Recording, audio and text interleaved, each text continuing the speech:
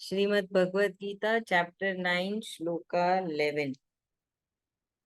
यहाँ पे कृष्ण भगवान जी कह रहे हैं कि जो ज्ञानी नहीं है, जो कम ज्ञानी है ना, जो चीजों को समझना नहीं चाहते हैं, वो पहचान ही नहीं पाते हैं जब भगवान खुद धरती पे आते हैं। धरती पे जब मनुष्य रूप में आते हैं तो वो कौन है उनमें से? एक तो हमारे दुर्योधन जी, है ना। उन कृष्ण भगवान खुद थे धरती पे, पर फिर भी दुर्योधन नहीं समझ पा रहे थे कि वो भगवान है। तो ये बोल रहे कृष्ण भगवान की ऐसे जो मंद बुद्धि के लोग हैं, जिनमें ज्ञान नहीं होता है, वो इस बात को स्वीकार ही नहीं करते हैं कि कृष्ण भगवान ही सब भगवान के भगवान है, वो उस पूरे सृष्टि के भगवान है। तो कृष्ण भगवान ऐसा नहीं है कि वो जो हमारे मूर्ति में है या तस्वीर में है वही है कृष्ण भगवान। कृष्ण भगवान कह रहे हैं कि वो किसी भी रूप में धरती पे रहते हैं, जैसे हमारे माँ बाप के रूप में, हमारे बच्चों के रूप में, या गुरु के रूप में, है ना, पेड़ पौधों के रूप में। जो सूरज भगवान हमको रोशनी दे रहे हैं उसमें भी कृष्ण भगवान है, बारिश जो पानी देता है उसमें भी कृष्ण भगवान है, धरती जो हमारे लिए भोजन की उत्पत्ति करती है उसमें भी कृष्ण भगवान है, हवा जो चलती है उसमें भी कृष्ण भगवान है, नदियां, समुंदर, हमको इन सब की जरूरत है ना। ये इन सब, इनके बिना मनुष्य कुछ नहीं है। सब बारिश नहीं आएगी तो पानी कैसे मिलेगा पीने का? धरती अगर अन्न फल फूल नहीं देगी तो हम क्या खाएंगे पिएंगे? सूरज भगवान नहीं आएंगे, रोशनी नहीं देंगे, अपनी सूरज की किरणें नहीं देंगे तो बीमारियां हो जाएगी। वैसे भी आजकल सबको विटामिन डी की कमी होती है। तो कृष्ण भगवान जी कह रहे कि मैं सब जगह हूँ, मुझे सीमित मत देखो कि मैं सिर्फ, है ना, वो मक्खन खाता हुआ हूँ, कि बंसुरी बजाता हूँ, कि राधा रानी के साथ हूँ। ऐसा नहीं है। कृष्ण भगवान जी बोल रहे मैं हर जगह पे हूँ और किसी भी रूप में आता हूँ, पर ये चीज एक मंद बुद्धि, जिनको ज्ञान नहीं है, वो नहीं समझते हैं, है ना। उनके लिए ये सब कुछ भी नहीं। वो इस मानने को ही रेडी नहीं है कि कृष्ण भगवान सब भगवान के भगवान है, ये पूरी सृष्टि के भगवान है, सारे जीव जंतु के भगवान है। वो इन सब चीजों को नहीं समझ पाते। जैसे हमारी कोई मदद कर दिया तो उसमें कृष्ण भगवान ही है, तभी तो वो हमारी मदद कर दिया। तो भगवान जी बोल रहे हैं मैं चारों तरफ हूँ तुम्हारे, तुम्हारे अंदर भी बैठा हूँ, है ना। हमारे अंदर भी, हमारे हृदय में कृष्ण भगवान जी हैं, और हमारे चारों तरफ भी है। तो इस चीज को कृष्ण भगवान जी ने बहुत अच्छे से समझाया है हमको पिछले श्लोकास में, कि कैसे वो है, क्यों वो कहते हैं कि सूरज की किरणों में वो है, बारिश के पानी में वो है, समुद्र के पानी में वो है, धरती में वो है, सब में, हर चीज में कृष्ण भगवान जी है। उनकी योग माया है, उनकी दिव्य शक्ति है, जिससे ही वो सारी चीजें हो रही है। जैसे हम भी यहाँ बैठे, अभी यहाँ बैठे हैं, तो हमारे में भी कृष्ण भगवान जी, और वो अपनी शक्ति दे रहे हैं कि हम यहाँ बैठ के समझ पाए कृष्ण भगवान जी को, गीता पढ़ पाए और गीता में दिए हुए ज्ञान को भी समझ पाए। तो वही है, हर जगह पे कृष्ण भगवान जी है, पर मंद बुद्धि वाले इसको नहीं मानते। वो बल्कि और मजाक उड़ाते हैं ना, हंसते हैं, क्योंकि उनमें ज्ञान नहीं है, मंद बुद्धि है, समझ समझ नहीं है उनके अंदर।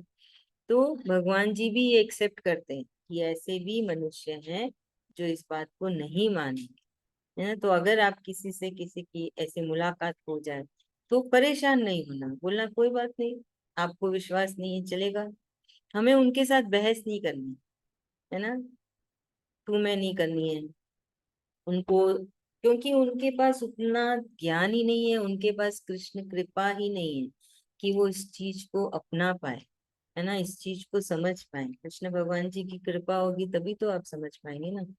तो फिर हमें बस चुपचाप वहां से निकल जाना है, जो सामने वाला बोलता है ठीक है, कोई बात नहीं, आपको जो सही लगे वो ठीक है, मुझे जो सही लगता है वो ठीक है ना। तो हमें किसी से भी कोई बहस नहीं करनी है। जो मंद बुद्धि है, जिनमें ज्ञान कम है, जिनमें समझ नहीं है, जो नहीं मानते हैं कृष्ण भगवान को, कोई बात नहीं, अपने शांत मन से चुपचाप वहां से निकल जाएंगे। तो यही कृष्ण भगवान जी ने कहा है श्लोका 11 में। चलिए अभी रंजीता भाभी समझाएंगे। अनम्यूट करिए, भाभी अनम्यूट करिए। कृष्ण भगवान जी ने समझाए इसमें कि मतलब भगवान जी हर सृष्टि के हर जगह में, हर कोना कोना में, जल में, वायु में, वृक्ष में, हर जगह। आज हम लोग बैठ के यहाँ पे गीता पाठ करें, हम में भी ठाकुर कृष्ण भगवान है। उन्हीं की शक्ति के चलते, उनका चलते ही हम लोग आज यहाँ बैठ पा रहे हैं और समझ पा रहे हैं। तो हर जगह जगह कृष्ण भगवान जी हैं।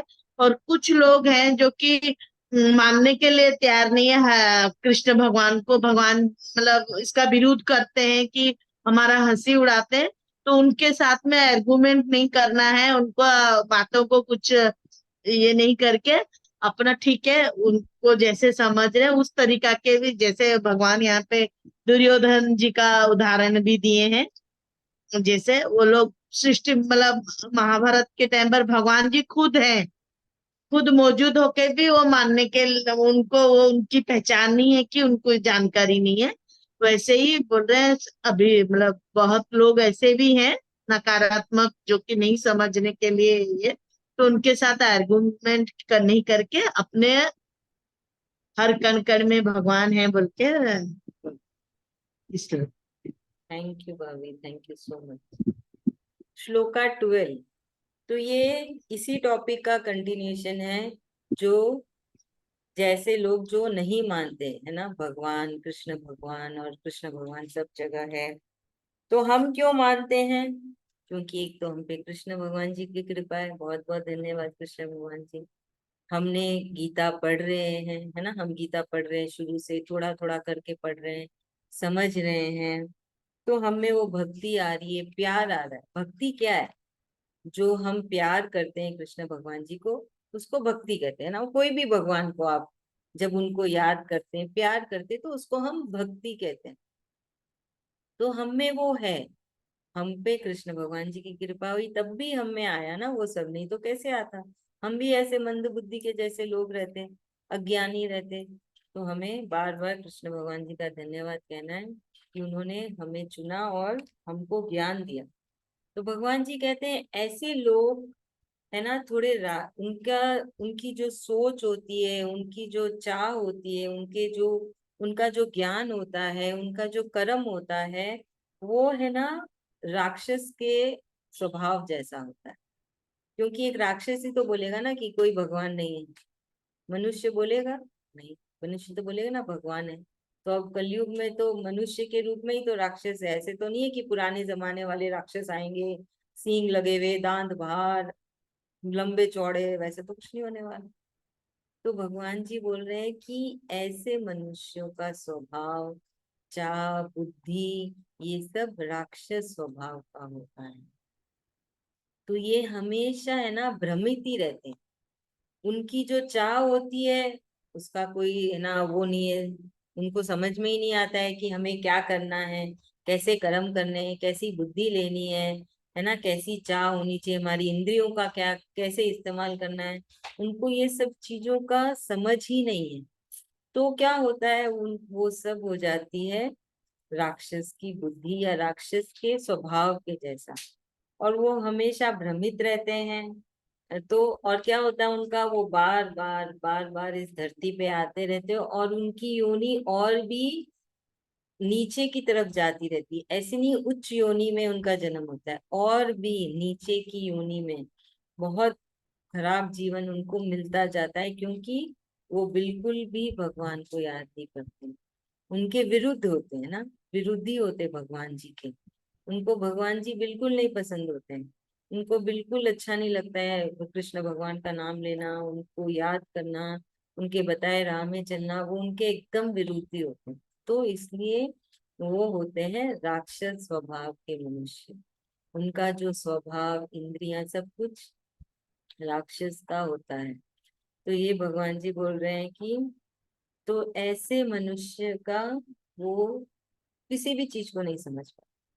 जो हमारी दिव्य शक्ति है कृष्ण भगवान जी की, भगवान क्या है, ईश्वर क्या है, वो हमारे अंदर जो आत्मा है, ये सब चीजों के एकदम विरुद्ध रहते हैं। उनको ये सारी चीजें बिल्कुल नहीं समझ में आती, और वो इसको बोलते हैं सब झूठ है, बेकार है, फालतू की चीज।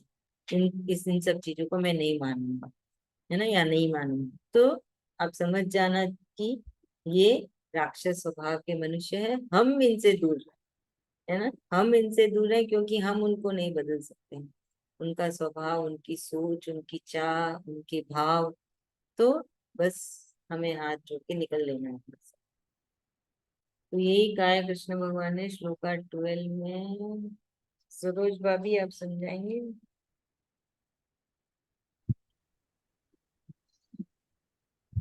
कृष्ण भगवान जी यहाँ हमें समझा रहे कि मतलब कृष्ण उनको कौन कौन जानता है। मतलब जैसे हमें अभी गीता क्लास कर रहे तो हम लोग में कृष्ण भगवान जी के प्रति भक्ति प्यार सब आ रहा है।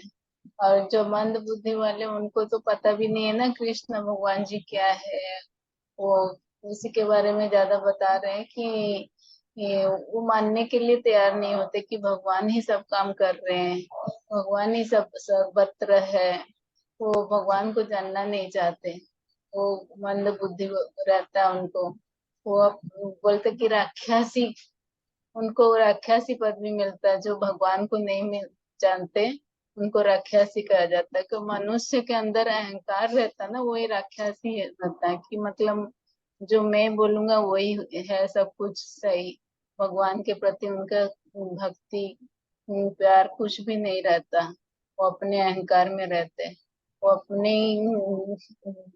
मंद बुद्धि में ही रहते हैं। वो भगवान को जानना भी नहीं चाहते कि हाँ भगवान है सब कुछ कर रहे हैं।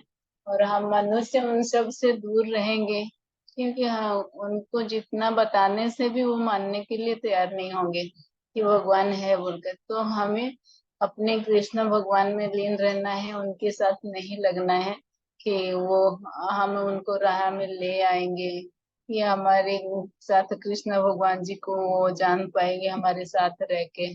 वो सब वही सब चीज के बारे में बता रहे बार बार कृष्ण भगवान जी। हम अपने मन इंद्रियों को काबू में रख के हम कृष्ण कृष्ण करेंगे। हम भक्ति, हम प्यार करते हैं भगवान जी से, हमारे अंदर भक्ति जागी है, तो हम कृष्ण भगवान जी को आज जान पा रहे हैं। वो अहंकार जिसमें रहता वो नहीं जान पाता, उनको चेष्टा करने से भी वो नहीं कर पाएंगे। इसीलिए हम लोग उनसे दूर रहना बेटर रहेगा। कि मतलब उनसे लगना नहीं है। वो अपनी जगह ठीक है, हम अपनी जगह ठीक। तो कोई किसी को बदल नहीं सकता। वो उनके नीचे में यूनि में बार बार जन्म होने पड़ता है, क्योंकि वो अहंकार रहता है ना। तो ऊपर वो यूनि में उठ नहीं पाते और भगवान को मानते नहीं है। और तो अभी जैसे मनुष्य जन्म है उन लोग का, तो उससे भी नीचे योनि में कुछ और कुछ जन्म मिलेगा उनको, भगवान को जो नहीं मानता। और हम लोग जैसे भक्ति जान गए तो हमारा हो सकता है वैकुंठ धाम हो सकता है, या कोई और ऊंचा उन्हीं में हो सकता है। बस कोई बोल नहीं सकता। जैसे लास्ट सिचुएशन रहेगा कि भगवान का नाम लेंगे तो हमारा वैकुंठ धाम मिलेगा। इसीलिए हम यहाँ बैठे हैं कि आज प्रैक्टिस करने के लिए बार बार कि हमारे मुख से जानते समय भगवान का नाम निकले, तो भगवान का नाम निकले। वही बात बहुत समझा बढ़िया, रहे। बहुत बढ़िया, बहुत बढ़िया। धन्यवाद। अभी धन्यवाद दीदी। अब धन्यवाद आप जैसे सबका। हमारे कुछ पापा जी का भी तबीयत ठीक नहीं है दीदी, तो उनके तो नली उली सब लगा हुआ, वो नहीं बोल पा रहे कुछ भी। वो कुछ भी बोल नहीं पा रहे, कृष्णा कृष्णा नहीं बोल पा रहे। हम लोग जाके खड़े होते वहां पर, हम लोग कृष्णा कृष्णा कर देते कि भगवान हम बोल रहे आप सुनिए इनके मुख से। और कोई रास्ता ही नहीं है, अभी कोई उपाय नहीं है। क्या करें। उनके जो भी भूल हुआ आप माफ करिए। वो तो माफी भी नहीं मांग सकते, ना हाथ जोड़ सकते, ना अभी कुछ कर पाते, ना बोल पाते। अच्छा, कृष्ण भगवान जी उनकी गलतियों को माफ करे, आप और करे उनका हुए यही बात बार बार जाके बोलते हैं हम लोग पास में जाके कि गलतियों को माफ करिए। भगवान का नाम हम बोल रहे तो वो सोचिए कि वो उनके मुख से निकल रहा है, और क्या वो और कुछ नहीं कर सकते हम लोग, उतना ही बस। हाँ नहीं, आप चैंटिंग करिए उनके सामने, उनके कष्ट कटेंगे। है ना, अभी कष्ट ही हाँ तो है। करते हैं, हाँ वहां बैठ बस, के गीता जी पढ़ते हैं और वो कृष्ण कृष्ण करते हैं, सब माला फेरते हैं, सब यही सब करते हैं और कुछ नहीं। हाँ बस वैसे ही तो करते बोलो रहिए, लास्ट में, कष्ट होगा। लास्ट घड़ी बोलते हैं ना कि मुख से कृष्ण निकले, लेकिन ऐसा पोजीशन में तो निकलने का और है नहीं कि निकलेगा, भगवान कैसे निकलेगा। तो हम लोग जो जानने वाले, जो भगवान जैसे हम लोग को थोड़ा भक्ति दिए हैं, तो हम लोग समझते हैं, तो उनके सामने यही सब हम लोग बोलते हैं कि कृष्ण कृष्ण हमेशा। वो भजन भी लगा रखे हैं, गायत्री मंत्र एनी टाइम बजता रहता है। चलो बढ़िया है, अच्छा कर रहे हैं आप अभी, ऐसे ही करते रहिए, कृष्ण भगवान जी सब अच्छा कर देंगे। हाँ वही उनके ऊपर। बढ़िया। अभी Shri Ajnesh and Kirtana ma'am, were you able to understand Shri Ajnesh? Yes, ma'am. Yes, yes, ma'am. Shri Uh, Ajnesh, Ma'am, I Sorry, ma'am. understand chapter 12 little. To chapter Sloka 12 little. okay, so I'll tell you, I'll just brief you what Krishna Bhagavan is telling in 11 and 12. He's talking about the people who doesn't believe in Krishna Bhagavan, है ना? Who doesn't believe in his teaching, who doesn't believe that Krishna Bhagavan ji is all over. He is everywhere, right? He's inside our heart in the form of a soul. He is in the rays of the sun. He is in the water of the rain. He is in the ocean. He is in the trees. So Krishna Bhagavan is saying they are less intelligent, you know, and they are ignorant because they don't want to accept this fact that Krishna Bhagavan ji is God of all the gods.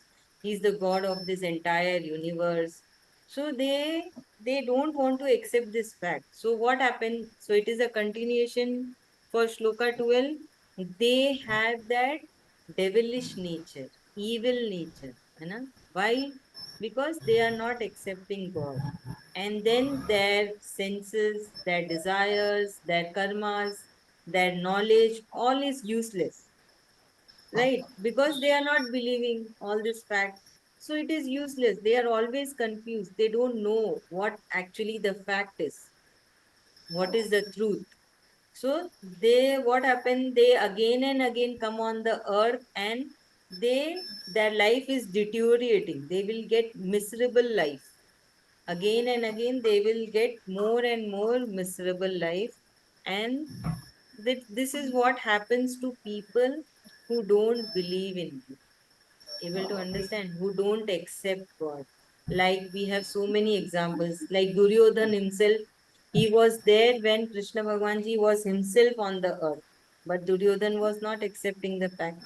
He was the devil. He was with all the evil nature, right? So this is what Krishna Bhagavan is telling, that what happens to this type of people. Is it clear, Shri Ajnesh? Okay, we will do one more shloka. You mute yourself, Shri Ajnesh. Shloka 13, इसमें कृष्ण भगवान जी उन जीव के बारे में बता रहे हैं जो कृष्ण भगवान जी पे यकीन करते हैं, है ना, जिनको जैसे सरोज भाभी बताई कि हमें कृष्ण मिलना चाहिए, हमको वैकुंठ धाम मिल जाए, उनके मम्मी पापा के लिए भी वैकुंठ धाम मिले। तो यहाँ पे भी कृष्ण भगवान जी यही बोल रहे हैं ऐसे मनुष्य के बारे में जो भक्त है। भक्त मने जो कृष्ण भगवान जी से प्यार करते हैं, है ना? नहीं है ना, तो वो कृष्ण भगवान जी बोल रहे हैं कि ये जीव, जो है आत्मा, जो शरीर में जो आत्मा है, वो हमेशा कृष्ण कृष्ण करते हैं, कृष्ण भगवान जी के बताए राह में चलते हैं, गीता का ज्ञान लेते हैं, और उनकी एक ही चाह होती है कि उनको कृष्ण भगवान जी मिल जाए, वे वैकुंठ धाम मिल जाए। तो ये चाह, ये जो है ना निश्चय, ये जो दृढ़ता है, वो एक टक है, ऐसे नहीं कि डगमगा जाते हैं। आना थोड़े दिन तो कृष्ण का नाम लिया, फिर बोले नहीं नहीं ये तो सही नहीं कर रहे हैं, फिर कहीं वो दूसरे भगवान का नाम लेने लग गए, फिर बोले नहीं नहीं भगवान का नाम नहीं, चलो मंदिर जाके आते हैं, वैसे नहीं। कृष्ण भगवान जी यहाँ पे उन भक्तों के बारे में बता रहे हैं जो एक टक, जिनका एक ही लक्ष्य है कि कृष्ण भगवान जी चाहिए, वैकुंठ चाहिए, और गीता का ज्ञान लेते रहते हैं और कृष्ण भगवान जी के बताए राह में चलते रहते हैं। गीता में क्या है? कृष्ण भगवान जी तो हमको ज्ञान दे रहे हैं ना, वही हमको समझा रहे हैं जीवन में क्या करना है, शरीर से क्या करना है, आंखों से क्या करना है, मुख से क्या करना है, दिमाग का क्या करना है ना। वो सब कुछ हमको यही तो समझा रहे पूरे गीता में। तो भगवान जी बोल रहे हैं कि उनका सिर्फ एक ही लक्ष्य होता है, कृष्ण, वैकुंठ, कृष्ण से मिलना। तो वो यहाँ वहां बिल्कुल नहीं डगमगाते और इधर उधर उनका मन भी नहीं चलता। ऐसा भी है, ये बहुत है ना, एकदम सच है कि जिनके हो गया क्या प्रॉब्लम, ये है ना, जिनके मन में कृष्ण भगवान जी बस जाते हैं फिर और कोई उनके मन में नहीं आता। मतलब जैसे अब हम मारवाड़ी लोग हैं, हमारे यहाँ कितने रीति रिवाज होते हैं, है ना। आंवला नवमी ले लो, कितने बाने निकलते हैं, बड़ अमावस आती है, बहुत कुछ होता है ना, डोरा लेते हैं। अगर वही मारवाड़ी कोई जो कृष्ण भक्त बन जाता है, वो ये सब कर ही नहीं पाता, क्योंकि कहा जाता है कि हृदय में पूरी तरह से कृष्ण बस जाते हैं, तो बाकी सब भगवान के लिए जगह ही नहीं होती है और कोई आ ही नहीं सकता है। वो सिर्फ कृष्ण कृष्ण करते हैं, गीता पढ़ते रहते हैं और कृष्ण कृष्ण करते हैं। तो ऐसे किसी भक्त से मिलो तो मुझे भी बताना। ऐसे भक्त हैं जो अपने आप, उनके वो ऐसा नहीं कि वो जानबूझ के या जबरदस्ती हो रहा है, अपने आप है ना, वो कृष्ण अपने आप ले जाते हैं उनकी तरफ। तो ये होता है ऐसा और ऐसा है। जितना आप कृष्ण भगवान जी से जुड़ेंगे बाकी सबसे उतने ही आप दूर होते चले जाएंगे। तो ये बोला है कृष्ण भगवान जी ने श्लोका 13 में उन भक्तों के बारे में बताया है जो एकदम कट्टर भक्त है कृष्ण भगवान की, जिनको सिर्फ कृष्ण चाहिए और वो बस। हाँ, कई चीज का बोले बोले नहीं क्या। ठीक है Shri Ajnesh, we will do chanting, come on, shloka 11।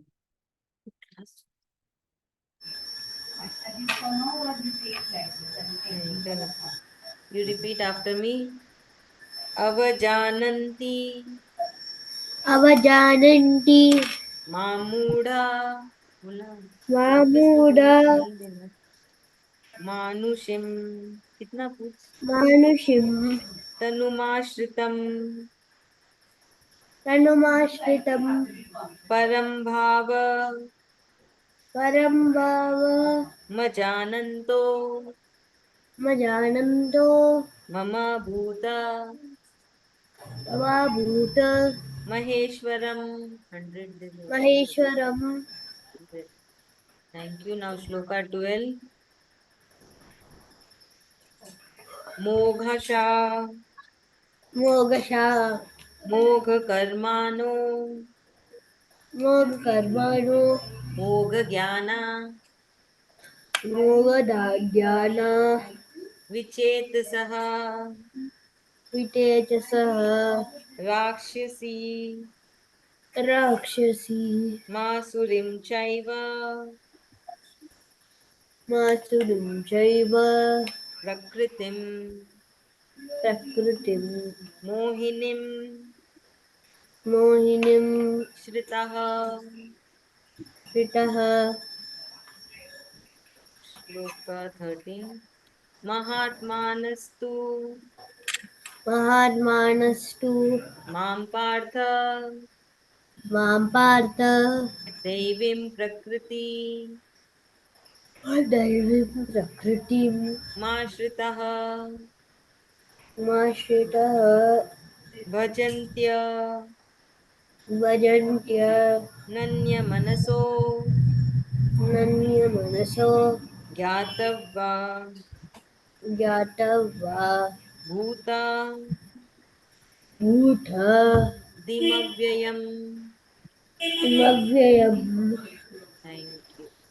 So Shri Ajnesh, in the 13th shloka, Krishna Bhagavan ji is telling that he is talking about the devotees or the people who blindly believe in Krishna Bhagavan, है ना, and their main goal is only to attain moksha, to attain Krishna Bhagwan ji.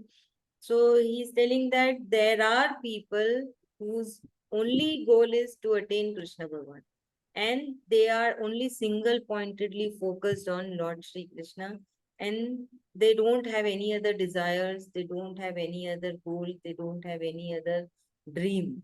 The only and only dream is Krishna Bhagwan. So 11 and 12, Krishna Bhagwan ji was talking about one set of people, and 13, he was talking about the totally opposite set of people, no, who are very, no, what you say, their mind is very fixed. It is not wavering. Oh, should I worship Lord Shri Krishna? Should I worship Ganesha?